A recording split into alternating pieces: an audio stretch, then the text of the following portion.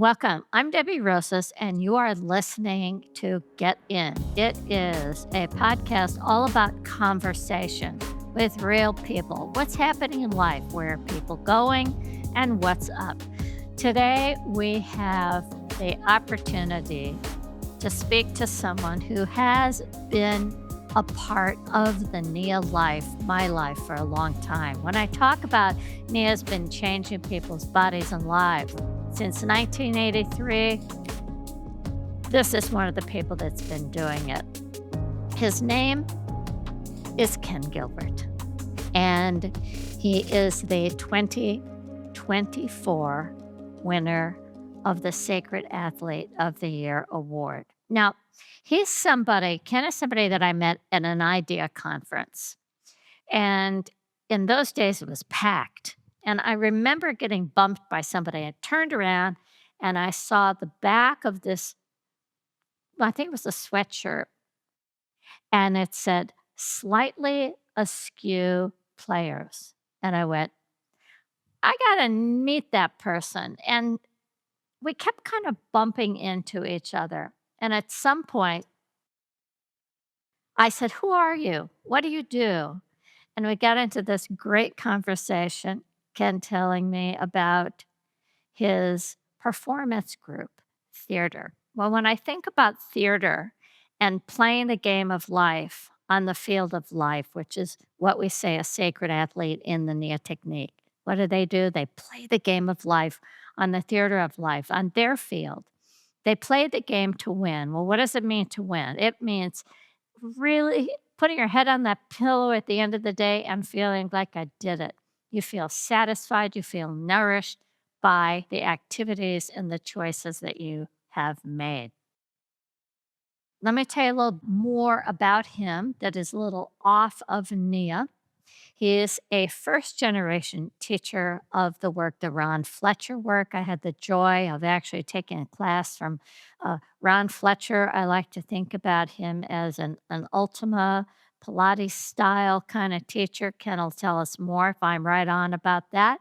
Anyway, he studied with him directly before he passed for about 10 years. He became a second generation teacher of Joe Pilates. So lots and lots of knowledge about the body and about healing the body through movement. This is, as he said, where he gained a deep understanding of the spine. And we in Nia always say for your spine and for your whole body, right? So we'll find out about that. He's evolved his Pilates practice. He now has his own studio. We're going to want to know all about that, how he ended up there. And he integrates Pilates based fundamentals inherent with the work of Joseph Pilates, the Ron Fletcher work.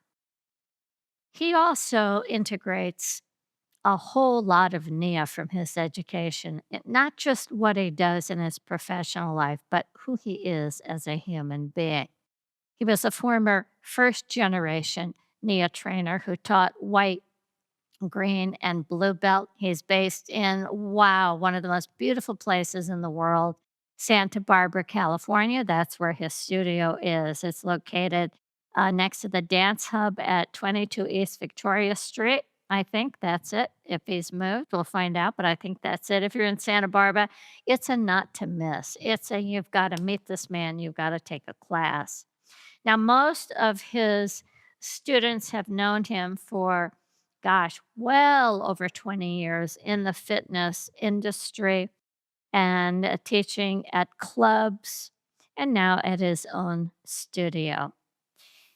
He is an actor of the best kind because he's so authentic. He embodies everything that he does. So you believe, you feel it, you see it, you can taste it. As an actor, he's the co-founder of Drama Dogs. It's a theater company with his wife, Bonnie Lewis. And they've just celebrated, they're into their 31st year. Can't believe it. We were just talking about how do you continue to do the work you love as you age? Let's find out. Okay, Ken, sit back because here's how I see you. And this is some of the things that I looked for when I said, okay, Who really deserves the Sacred Athlete Award? Ken is inquisitive, a lifelong learner, always curious and eager to expand his understanding of life, movement, art, anything he touches. He's motivating. He is a true inspiration, guiding and empowering others to step into their own greatness. He just lights up when he sees somebody gets it. Nurturing. He is a compassionate mentor, deeply invested in the growth and well being of his students, his community, and his relationships. He's observant. I love to watch him do this. Keenly aware. He's able to recognize detail and respond to the unique needs of the moment, the crowd, and the individual. He's organized, a masterful orchestrator of movement. He seamlessly weaves together knowledge and creativity into his teaching, almost as if you're watching theater. He is patient, grounded, and present in the moment, offers wisdom and guidance with unwavering support. He doesn't give up, but he does know when to step away and step into something new. He's curious. And this is the thing I love so much about just sitting and chatting with him. It's always about life, what's happening. He's dedicated to exploring himself and humanity's path, whatever we're on. He is curious about healing and movement and how to transform and evolve himself and others through movement and expression. He lives and embodies the 5 qualities of a master teacher and a sacred athlete. Expert in student learning, dedicated educator. He understands how to learn, grow, and embody wisdom and movement.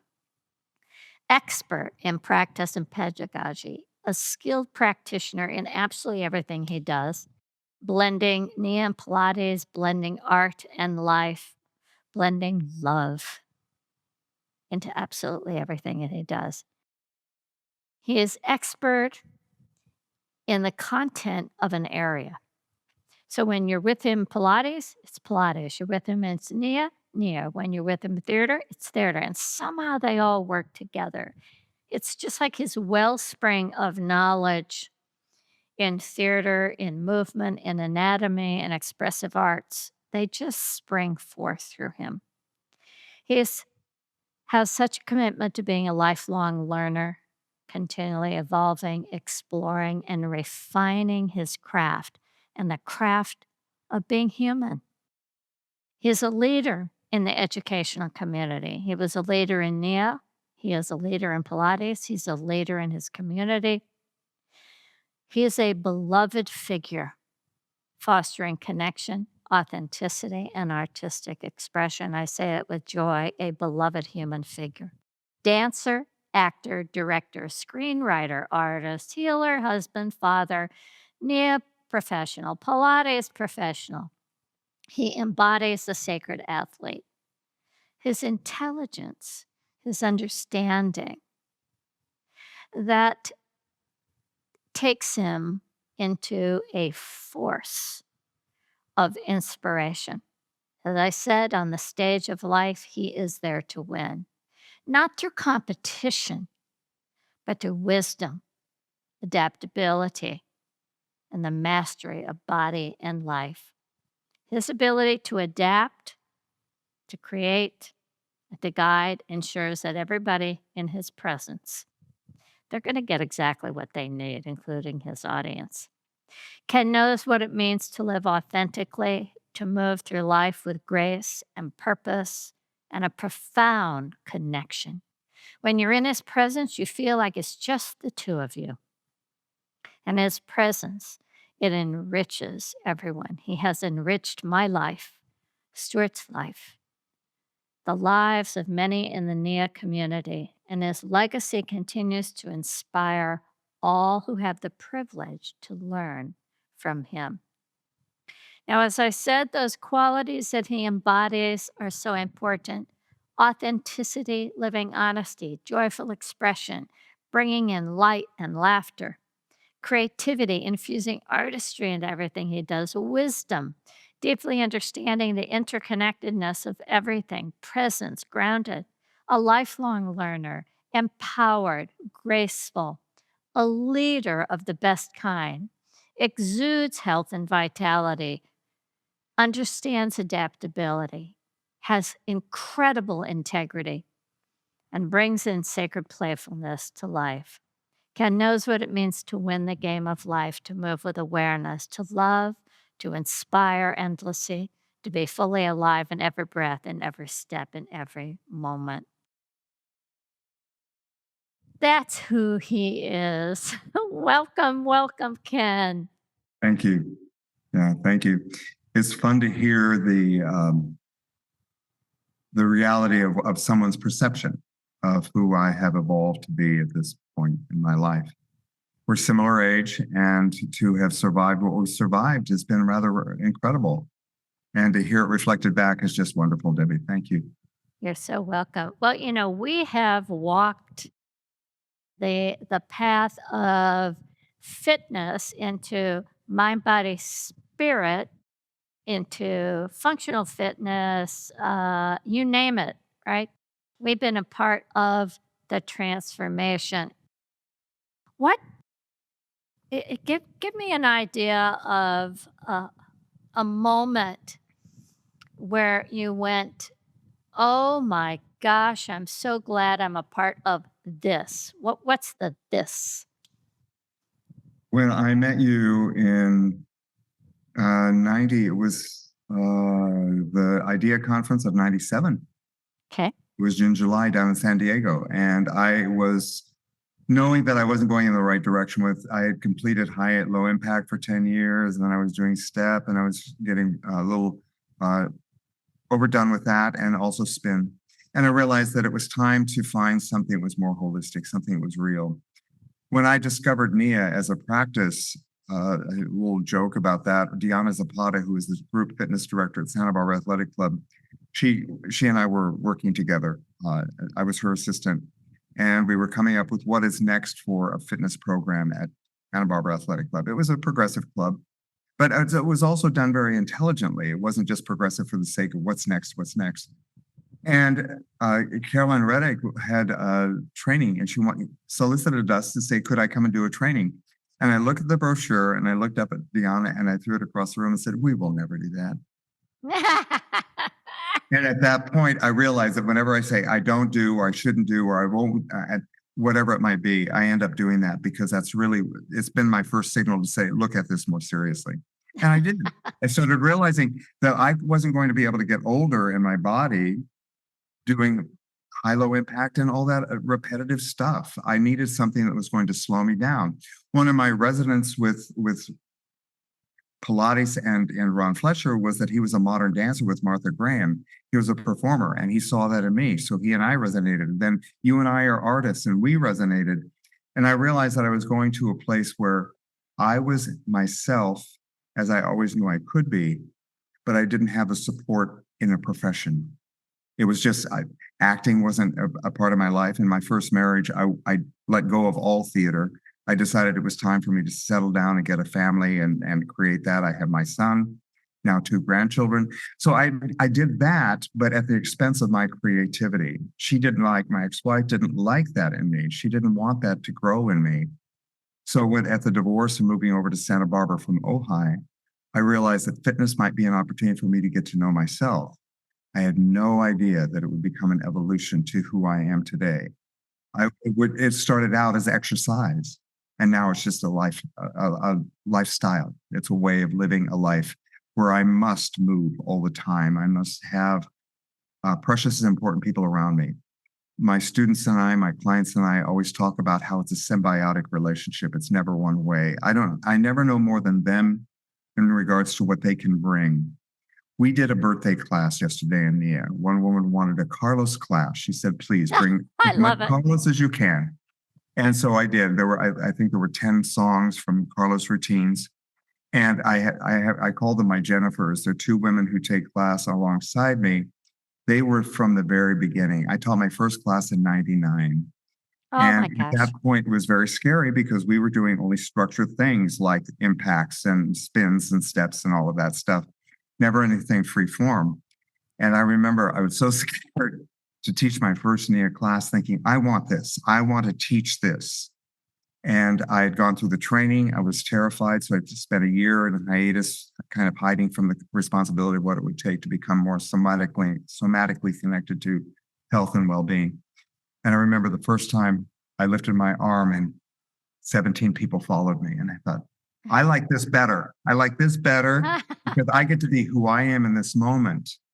And so with both Jennifers, we're in on the first wave of this. And so to have them in class, and of course we forget choreography. We forget, we move on and we do the next thing, and we're constantly evolving ourselves. So to play some of the vaulted music, and I'm remembering the core choreography of a particular kata or a routine, but then they would start doing something on the side, and I was, oh, that's right. There's that too. There's that what I'm getting at here is that it was the waking up of people wanting to come along, to become part Yeah. of a group that was getting healthier rather than depleted, a group that was not abusing their bodies, but paying attention to their bodies. And then as I evolved, particularly as a trainer going international, as I did to South Africa, New Zealand, and Australia, to learn how to communicate with people who didn't talk the way that I did. They had different cultures and different beings, and to realize that I could reach them if I listened to them more deeply. So it was an evolution of waking up, finding something that I had quality of giving and offering, and then letting that evolve as itself within me, and people who love that and love themselves enough to come along.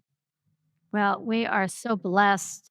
You know, it's natural for people to try things out, stay for a while, go do something else, go to something else. But, you know, you have stuck with this, Yeah. teaching this. Mhm. And I've got to believe it's not because of the money you make. I got to believe it's because of what happens to you in your body and the relationships that you're having, not only with yourself, but with your community, which we know, by the way, the relationships, the friendships that we have, the people we surround ourselves is one of the key markers for living a long and healthy life. Um, what what is it that keeps you coming? People get freaked out and I ask this because people get freaked out when somebody stops teaching Nia, and it's like, "What happened? What went wrong?" And I said, "Nothing went wrong. People just arrive to certain points and places in their life, and they make different choices. But what is it that keeps you, the Ken, there?" Being in my body and being alive through how I believe through sensation and emotion and my imagination, my ideas, the thoughts that come through evolution of just spending time with an idea or with a moment. And also, I'm the sole survivor of five. I had three brothers or two brothers, so there were three brothers and my mom and dad, and I'm the sole survivor. Neither one of my brothers made it to the age of 70. Uh, One took his life, and the other, uh, I see it as he passed away from a broken heart. He missed his brother very desperately and just couldn't bring himself to shore up a healthy life. I always looked like the youngest of the three whenever we got together because I was Mhm. always the one that wanted things a little bit differently, a little bit better. It came from Midwestern Iowa and Idaho roots. So our values were very, in some ways, conservative, but very foundational, fundamental of the earth. But I was different. I didn't belong, and it was a waking up to the evolution of losing everybody, particularly the loss of my middle brother. Uh, I woke up and said, "Okay, I have always believed in body, mind, emotion, spirit. I've always believed in that. That's what even got me to look at how Ron Fletcher taught Pilates and look at how you and Carlos were teaching Nia, to want to become part of a practice like that. I can't imagine living a day without being in my body. I can't. That doesn't make sense to me.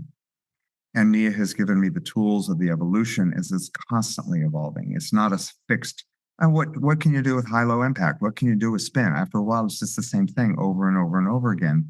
There's no freshness to it that is individual. Yes, you can create a cool step or find interesting music, but that's not the truth from my point of view. I couldn't be myself going that fast with music or in the repetition. It's the slowing down. I remember years ago, made a comment when someone was saying, "Oh yeah, I understand the heel lead," and your response. This is when we had the emails going through all week. We weren't doing anything online. We were just getting emails, and there would be a barrage of people commenting about the practice. And your response was, "That's interesting that you understand what it is, because I practice it every day, and I'm still not really right on it all the time." And it's the Right, same thing that I 20 and I, year it's the Nia I joke, it's a 20-year Nia technique, right? Takes you yeah, 20 years to get it.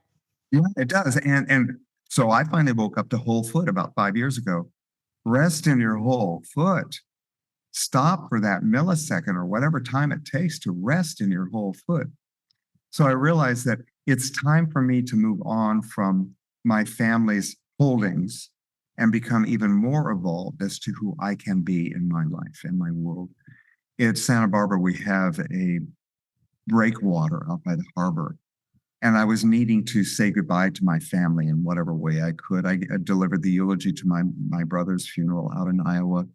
And it was a very introverted time for me. And I felt a lot of grief and loss, realizing that being the sole survivor, now my life is my wife and my son and daughter-in-law and their two kids. That's my life.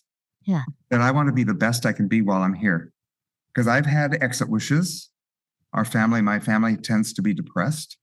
And I realized that I was fighting that most of my life. And I didn't like that feeling. But if I stay present to my body and I listen to the people that are around me, I realize that this is a good thing. I want to live the best I can, acknowledging that I'm an evolving existentialist. I believe that this is what matters. This here. Yeah. I'm not an atheist, but I am an existentialist. That this is what we have. So let's be with all of it. Let's be with each other in the richest and fullest way. I'm laughing right now because I've decided I'm a 1.2 percenter. My wife is Jewish. There's 0.2% of the world population is Jewish.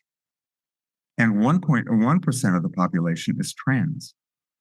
I have a trans woman that I work with in the Pilates studio. I've always been on the rainbow myself.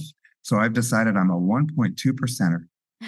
I'm an ally to these people that just keep me alive because I want to be different than the ordinary. I want to be extraordinary and exceptional, not egoically, but in the way that I choose to live.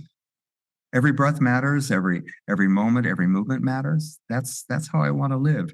So I went out to the breakwater and I took a package of artifacts from my family, something represented each member of the family.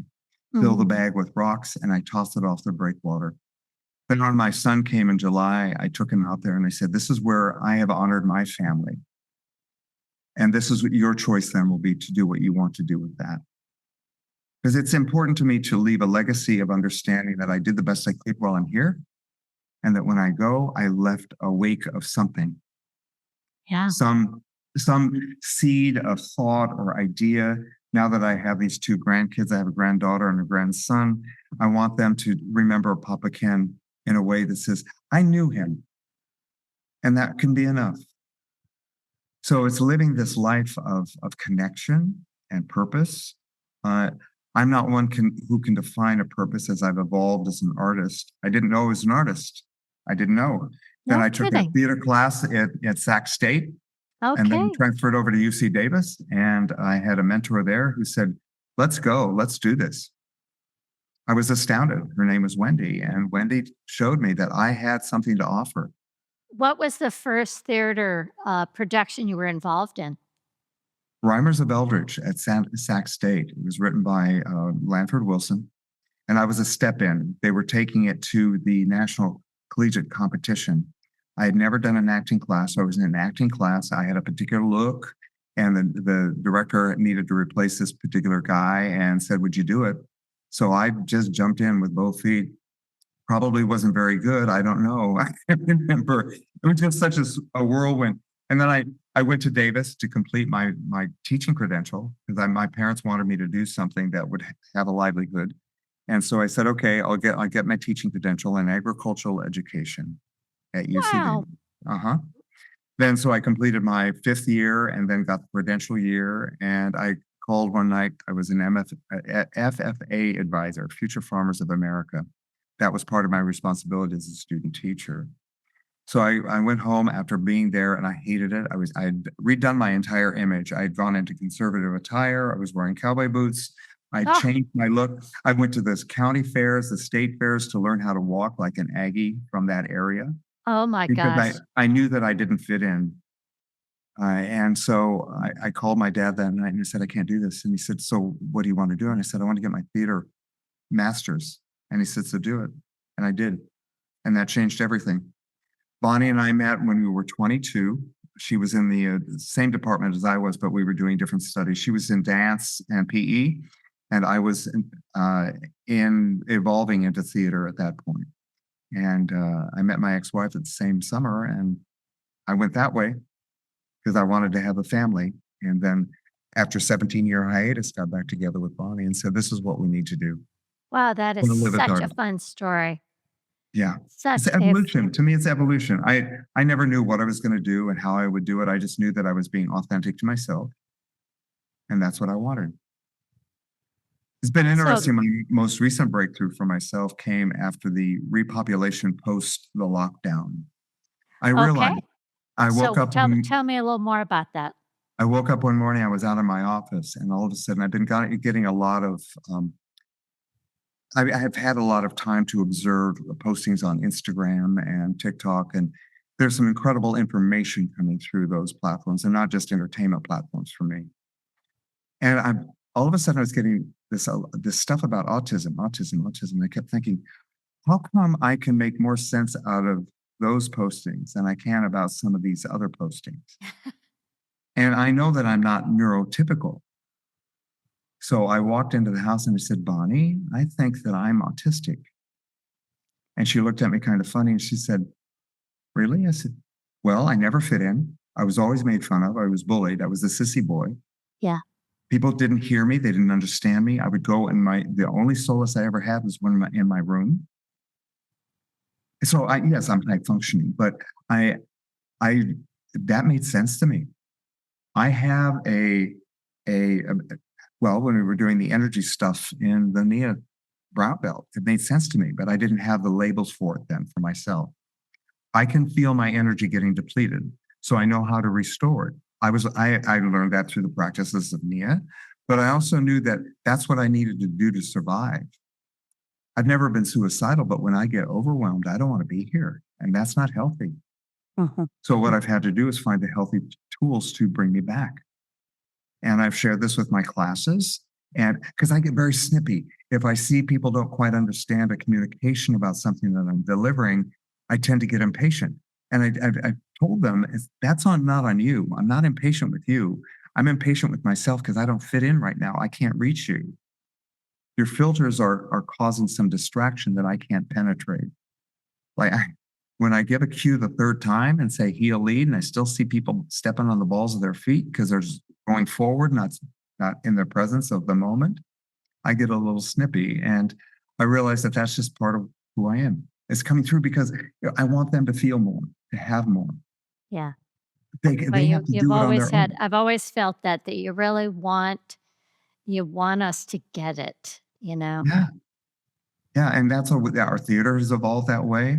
We've had some incredible actors with it work with us who said, "I've never worked this way," and I laugh and say, "Okay, so do it with us. What you came with is a huge amount of talent and skill. Now let us play with it." Because a good friend of mine was watching me direct Bonnie a couple of years ago, and she was in the rehearsal process. She's an ethnographer. Ethnography, as I understand it, primarily as a simplified version of it, is the how and what. What are we doing, and how are we doing that? What? Mhm. So she would watch me direct, and they would run the scene, and then I would give notes. And she'd say, "How did you see that? How did you know to tell the actor that moment where you stopped? Let's find out what that's about." You took a breath, or you gasped, or you turned your head. Those little things that are all about behavior and connection to character and being a human being. She said, "You see that stuff?" And I said, "Well, I always have. I just didn't know what to do with it until I had theater." The And then it said, attention to the "Well, detail. The attention to the detail, I've always loved that about you, it to being able to fascinates me." look and see that detail. Yeah. And I love that. Some people don't care about it, but I do. And Uh-huh, I've learned that if you can't respect that from me, then I'm not your teacher. uh-huh, uh-huh. And it's that simple. I just let go of a 15-year client because he was becoming toxic. He's not toxic. He was becoming toxic to me. And I That couldn't takes do a it. that takes a lot of clarity, a Yes. lot of self-respect, Yes. and, it's like who you're gonna let through your red rope. Who can you do Exactly. your best work for? Who can you be the best person in relationship with? Yeah.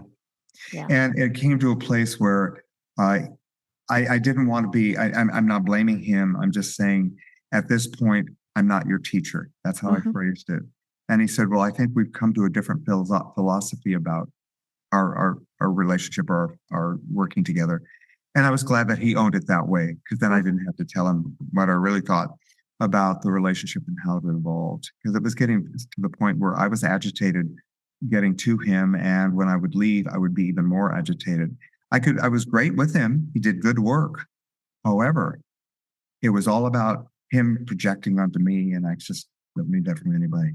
That's a I've tough lived that one. way. I've lived that way all my life. In yeah, in any role, in any role of leadership, um, the projections, you know, are part of it. It still never feels good, but No. it's kind of part of it. How how do you describe making a decision when you're so good at something, like being a NIA trainer, and having the most successful training and the desire, that's it, I'm done. What is it? Where do you go? How does that happen? A lot of people are afraid to look at choices and decisions about what they're in relationship with, whether it be a partner, you know, and anything. So what went through your mind? I was just talking with a client of mine who's going through the soft edges of coming to terms with the separation, which will evolve into a divorce. He and I both agree that that's where it's going.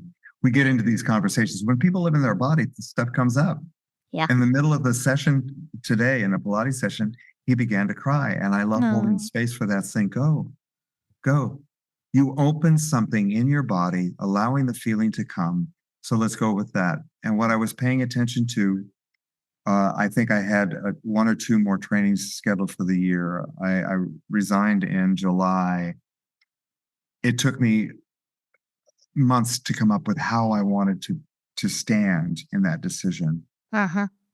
It wasn't nurturing me any longer, not in the way that I hoped it would. Yeah. I wanted to become a trainer because I wanted to become part of the pulse of it, the heartbeat of it, the center of it, to get to know you and Carlos more. And then eventually it was just getting to know the Debbie take of it more. And one of the things that I share with everybody is that Debbie Rosas and I understand each other. We always did. We met as artists, and that's how we continued our relationship. Artists understand artists. And if somebody isn't an artist, they don't necessarily understand that strategy. Yeah. I see everything with the lens of theater. We're all acting out, and I don't mean acting out in an inauthentic way. We're all acting out our life. We're So writing our story. Yeah. exactly, Yeah. and why not give it full attention? Yeah. And when I see people that don't respect that in me, there were enough that were coming uh, toward me. I'm talking about colleagues, not you, but colleagues in the circle. And I realized that I was managing a discomfort, and I needed to take care of myself. Yeah. And Yeah, I, it's really interesting, create well, you know this in theater, creating teamwork, oh, creating connection, um, and creating an environment of integrity, of Yes. belonging, and boy, we live in a world right now of just the blame, shame, judgment is so painful It's and awful. so intense. And it's just the ugly part of humanity. But it's our loss for not having you in my perception. You always brought such a beautiful voice and a beautiful perspective and a level of professionalism that I always valued. So just know that. Yeah. I appreciate that from you. I do. Yeah. Yeah. And so life on and off the mat, right? As a Yes. sacred athlete. How are you navigating making choices and decisions to show up 100% for life today, even when there are things in your personal life and in community life or whatever that are like a struggle or like, oh, I don't want to do that. I don't want to do that. There's a part of me that's just stubborn enough. I think it's because of I surviving That's all the good. bullying, and I it was in brown belt. I remember the moment in brown belt. We had just completed a free dance um, moment, and I remember standing. It was in a small studio, and I was standing in the middle of the room, and all of a sudden Carlos looked over and he said, "There you are." You know me. I start crying, and I realized that's all I have to be. Yeah. So that's all I have to be. I don't agree with so much that's going on right now in the world climate, but I know that I'm here and I'm not going to leave. My time to leave will be revealed as it comes. To just simply say, this is what I have.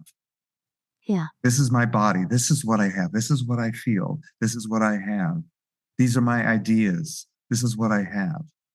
And I share with people all the time the only thing we have is our bodies. Because once our bodies leave, we're not here. We've transformed into another form of energy. I decided this is all in the still in the wake of my brother's passing that I want to believe in life force. So calling spirit, I understand the term spirit, Uh-huh. but to me, it's just a celebration of life force. Yeah. But spirit isn't enough to expand onto that. Mhm. I just finished watching Ricky Gervais' Afterlife, and just the incredible integrity of this guy. He's an atheist. He's professed that way. I'm not. I'm not saying that I even disagree that God exists. I'm just saying that's not important to me.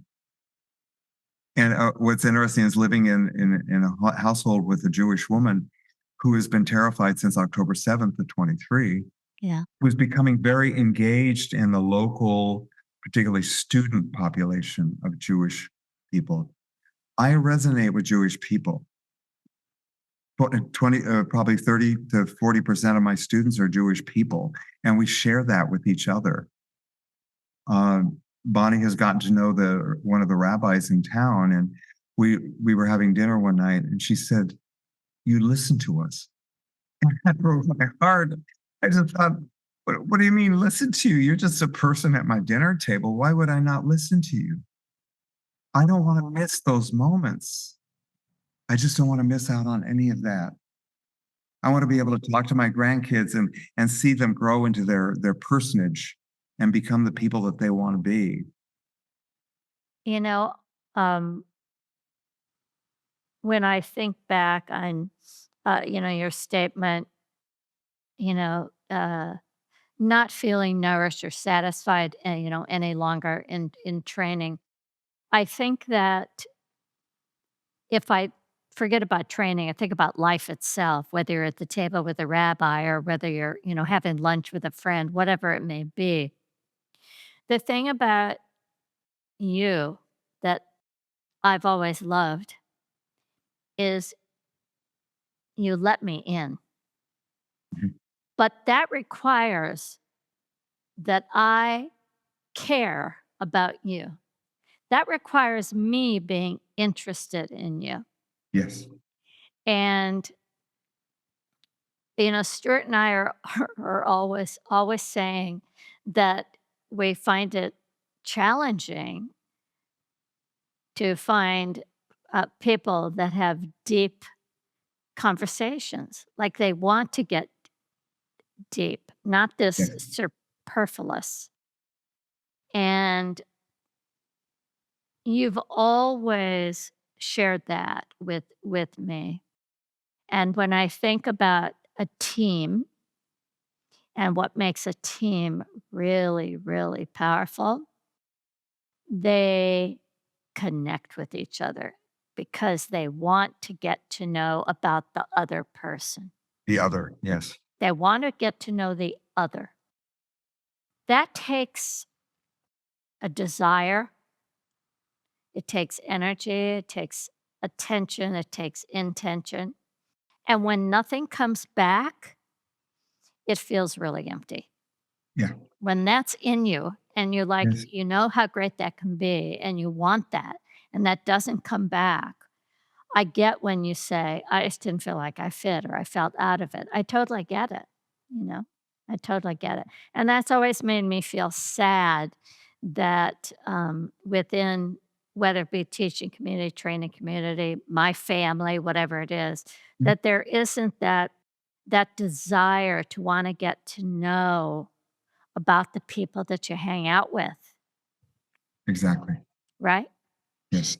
Gil Headley and I were just, I had a great chat with him, and he always talks about being present to who's on the table in front of you in the dissection lab, That's right? right.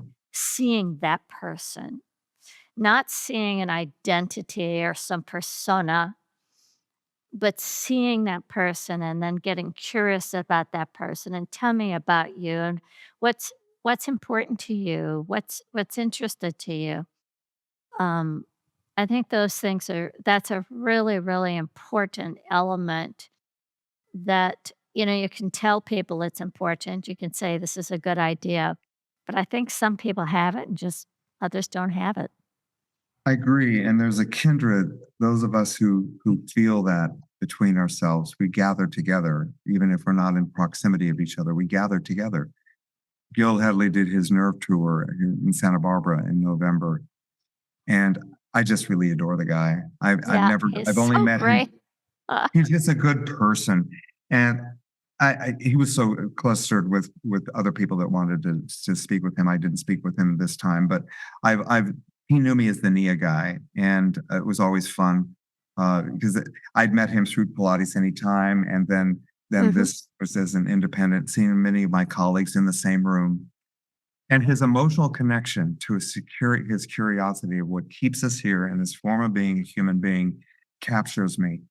It's just, I don't know of anyone who's been so willing to go in, as you said, discover this life, not knowing the story at all. We were going through the dissection of Captain in the Nerve Tour, and that's who he was taking us through the discovery of who Captain was. The really incredible thing is when he was talking about knowing Captain in his life. They were friends, and it came to a point where Captain's illness was so bad, he turned to Gil and said, "I'll see you in the lab soon." Oh, I know. Just And God. I lost it at that point and said, "You go, Gil, please. I want to be in the hands of someone like you so that I Yeah. know that this life had a revealed purpose. I'm not egoically important. I'm important to the world of those who I choose to have relationship with. As you said, those who want to let me in or those who I can let in, that's important to me." Yeah. And this whole journey started when I began my Reichian therapy in Ojai in 1986, when I had a picture framing business and I just wasn't happy. And I've always been out there. I was talking with this is another aside, I was talking to a 23-year-old young man who's done a lot of the psychedelics and things. And I just never have. It's never crossed my path. I've said I wanted to do it, but it just never falls into place. So I leaned back at one point in our conversation and said, and I'm a shaman. And he looked at me and I said, it's just always who I've been. And I said, I don't need to tell people about it. I don't need to talk to people about it. It's Mhm. just who I am. So I had this picture framing business in Ojai, and it was like the shingle was outside saying, Ken Gilbert is in, come in and talk. I would have these people from all over the world of expanded consciousness and artisticness and creativity, all this stuff. This was my realization that I needed to get back into theater. I just didn't know that that would be my gateway. So I was talking with a woman one day, and I said, I want to do rebirthing, but it's just not deep enough for me. And she said, so, oh, I have an idea. I said, okay. She said, Reichian therapy. There's a woman who practices it in town. And I said, well, okay. So she gave me her name. 2 days later, the woman walks in, not knowing that we had had that conversation, Wow. with a stack of childhood pictures. She had 7 kids. She had all these pictures that she wanted to have framed. So for 2.5 years, I traded my Reichian therapy for framing her artwork of her children. And I remember how I'm a transformationalist. I love to transform. I Right. love to become expanded and contracted. I love that process. And I would go into that studio and I would just fall apart. And I'd come out and I'd reconstitute. And it was every week for 2.5 years. And I realized then that I was finding my authenticity as I was sharing with this young man. I've been to the original cell. I know what it's like to be nothing, but what will come next. I know that feeling and it doesn't scare me. And his eyes got big and he said, so you've been there? I said, yeah, I didn't need psychedelics. I just went through my body. And so I believe that as human beings, we are evolving. And if this is what we have, then we need to make it the best and the deepest thing we can possibly do. And not everybody wants that. Well, it's definitely a time, of evolution, and, It is. looking at the world, um, and the polarity of everything that's existing, happy, sad, black, white, up, down. It works, it doesn't work, alright? I'm satisfied, I'm dissatisfied, I mean, it's there. It's there. And to be able to stand in that middle place and allow both of those things to simultaneously exist Yes, without being jacked up by anyone or thrown down, by anyone, that's the practice, right? Watching the news is a practice for me these days.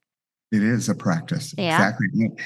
Those are the kinds of things that you and I share. Just in we've come to it in different ways, different avenues.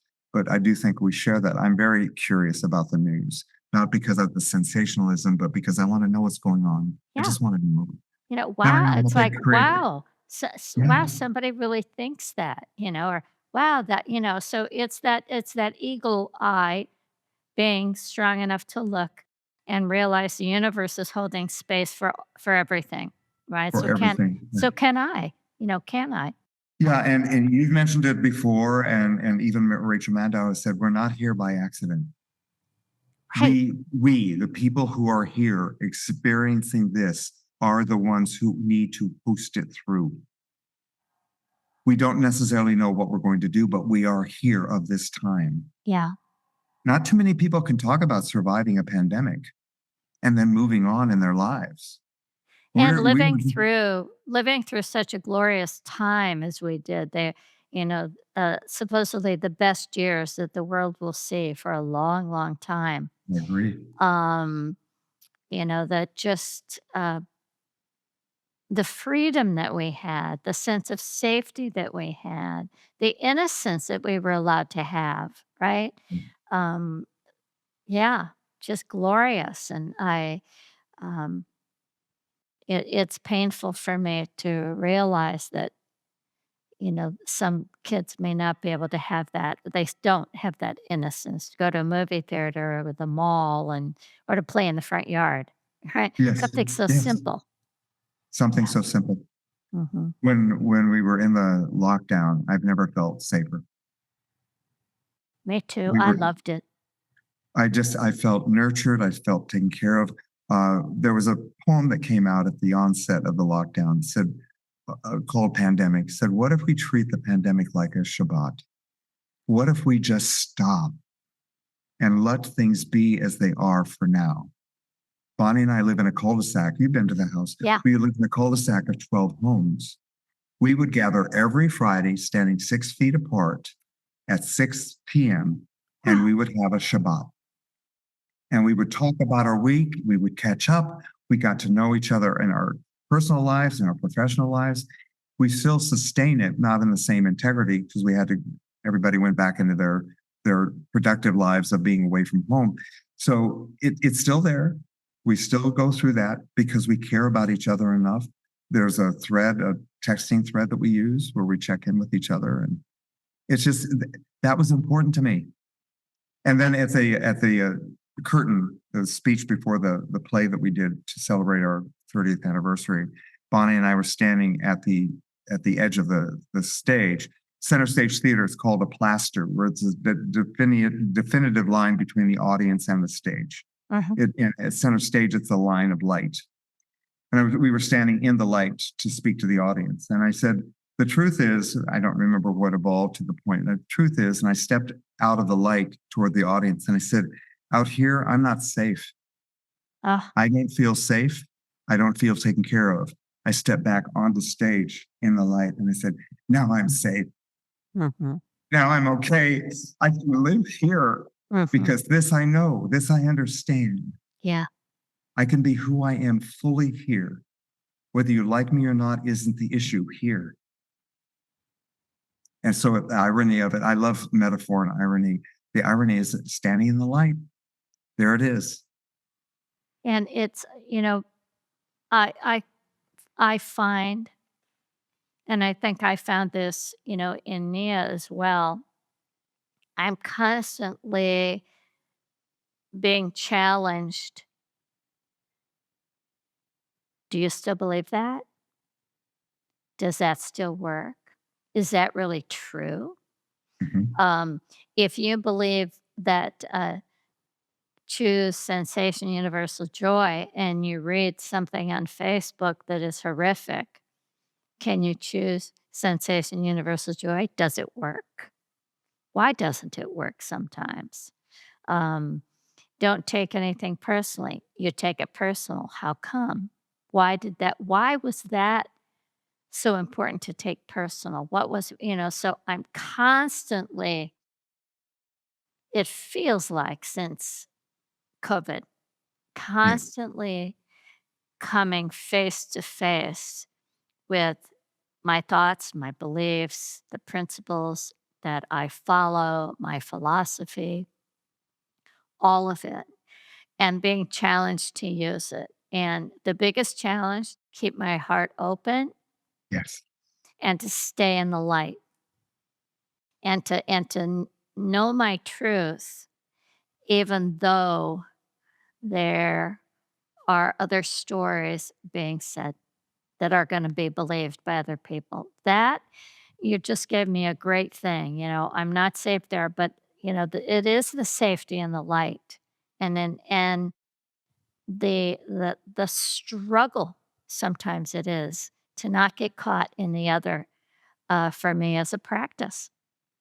It is a practice and it's a constant practice. It's every day we're in post-traumatic stress all the time these days. Yeah, I think we live that way, but particularly in our time being here on Earth at this time with the world climate and others, I'm learning to stay separate from and engaged at the same time, yeah, is to really listen. How am I feeling here? How do I feel? How do I imagine? Because I don't want to overthink it either. That becomes judgmental. It becomes categorical, and there's too much that can happen outside of category. So why spend time categorizing anything? One of the biggest issues that I have, the Fletcher uses percussive breath. And it's a very forceful breath, but it has a purpose when we're moving our bodies in the particular ways that we do on the equipment or on the floor, or whatever it is that I'm teaching. And when people stop breathing, you say, you stop being present. yeah, You're thinking. If you're breathing, you're not thinking. If you're thinking, you're not breathing. right. So why not play with that option? I was at the birth of my granddaughter, and I got to see her turn from this little blue-gray mass of Oh, body to bright pink oh, at the moment, and I got to see that. I was just 5 minutes after my grandson went through that experience. But I get it. If we're given this breath, then why are we not breathing? Why are we not pausing to yes, sense the moment of what we're doing? These are all the tools that Nia provides me. what I love is going in and doing principles and in various ways to become focused. So we got into this whole thing about observe, listen, guide. And I said, okay, that's too esoteric to somebody who doesn't understand split, ellipse, blend. Well, that's esoteric too. Mhm. And then I came into this class yesterday and I said, okay, what are we working on? They go split, ellipse, blend. They can't remember the words, but they understand what we're doing. And I Yeah. said, so right now we're living in a government where our leader is split. That's all he knows. He doesn't know anything but split. And if you have to have a relationship, you must ellipse. You have to lose yourself completely Yeah. and ellipse, because right now we have an administration that doesn't navigate blend. So Yeah. that's a political way of looking at it. But once I can name it like that from the practice of my body, I Mhm. can relax. It doesn't terrify me as much. I feel badly for people who constantly have to split. I have students that are one student lost her husband last year, and I said, keep coming to class. And now she's giving the biggest hugs because she got through the loss of her husband. Come to Oh, class. I said, be with us for that hour. Just be with us. You know what's happening to him. So be with us so that when you survive him, and it was great at the memorial for him, she came up and just gave me the biggest hug. It's just, I got through it. Yeah, you did. Because you were with others who were holding you. It was just fascinating to me. you know, it makes me think that she was at that place at the edge of the stage where she didn't feel safe with the us, right?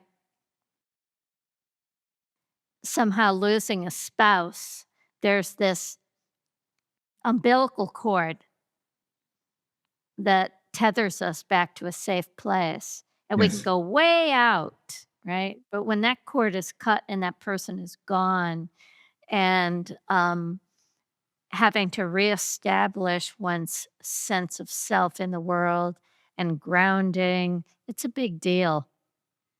It's a big deal. Then there's another woman who also lost her husband last year who's completely split, completely shut down. She lives her life intellectually. She wants to live it in her body, but she just keeps going up into intellectual, intellectual.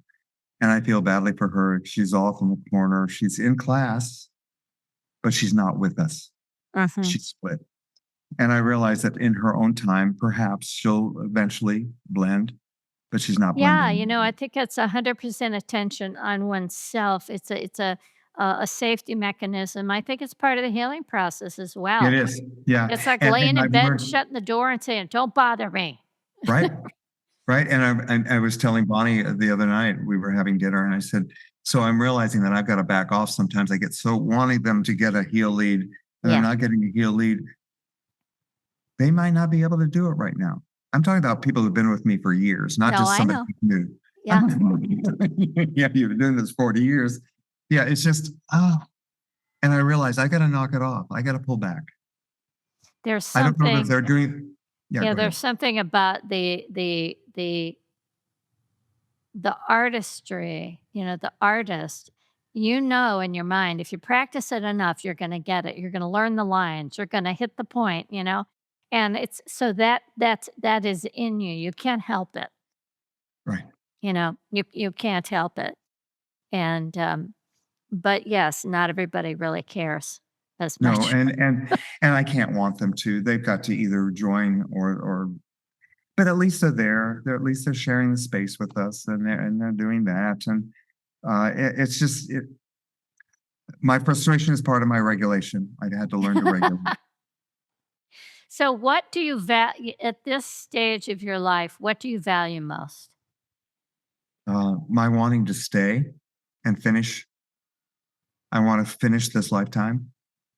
One of my favorite sayings at the passing of a friend or a family is to say it's accomplished. What they came to do is accomplished. And I want someone to be able to say that at the completion of my life, as well as myself. It's accomplished. Do It's you a have life well lived is accomplished. Do you have a recent truth that you've acknowledged about yourself that has freed you?